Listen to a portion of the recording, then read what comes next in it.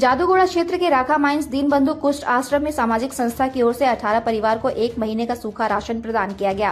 कुष्ठ आश्रम के लोग 1 महीने का राशन पाकर काफी खुश हुए एवं सामाजिक संगठन के प्रतिनिधियों के प्रति आभार जताया।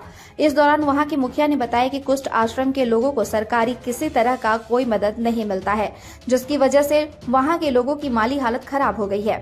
आश्रम के लोगों को पहले इंदिरा आवास समेत अन्य सुविधा दिया जाना था। इसके नाम से इंदिरा आवास स्वीकृति भी होम जाकर शुरू कर दिया गया था, लेकिन निर्माण कार्य को आधा अधूरा ही छोड़ दिया गया। जानकारी के अभाव में वह भी बंदर बाट हो गया। इस तरह से आश्रम वासियों का इंदिरा आवास का सपना भी पूरा नहीं हो पाया। कुष्ठ आश्रम वासियों को कुछ हासिल नहीं हो पाया। वर्तमान समय में हालत यह है कि कुष्ठ आश्रम के मुखिया कई सामाजिक संगठनों से संपर्क साधते हैं और जरूरतमंद परिवार को सहयोग कराते हैं। आश्रम के मुखिया का कहना है कि सरकार की ओर से गरीब लोगों के लिए कई सारी योजनाएं चल रही है। यदि गरीब परिवार को उन्हीं योजनाओं का लाभ सही तरीके से दे दिया जाए तो उनके लिए बहुत है। सरकार की कल्याणकारी योजनाओं के रहते हुए गरीब की दयनीय स्थिति चिंता का विषय है। आशीषদের পূর্ণতম জন্মতিথিতে তার ৭০তম জন্মতিথিতে এই দীনবন্ধু কুষ্ঠ আশ্রমে 1 বছরের রাশন বিতরিত হলো। दीनबंधु कुष्ठ आश्रम के बासिंदा लोग के लिए 1 साल का खाने पीने एवं वस्त्र का व्यवस्था किया गया है।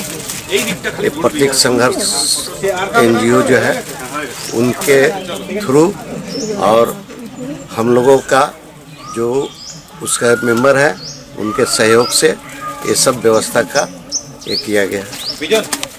आज स्वर्गीय आशीष डे जी के 70वें जन्मदिन पर आदरणीय दोलन दे जी के सहयोग से फिर से प्रतीक संघर्ष फाउंडेशन पहुंचा सुदूरवर्ती गांव राखा माइंस के दीनबंधु कुष्ठ आश्रम।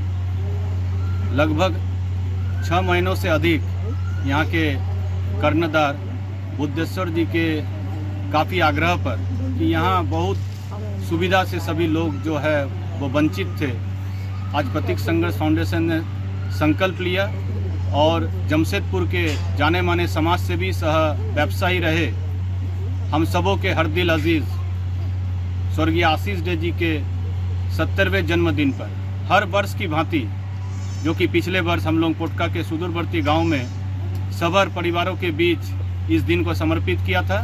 आज उनके परिवार के उनके धर्मपत्नी आदरणीय दोलन दे जी एवं सभी सदस्यों के भरपूर सहयोग से आज राखा माइंस में पहली बार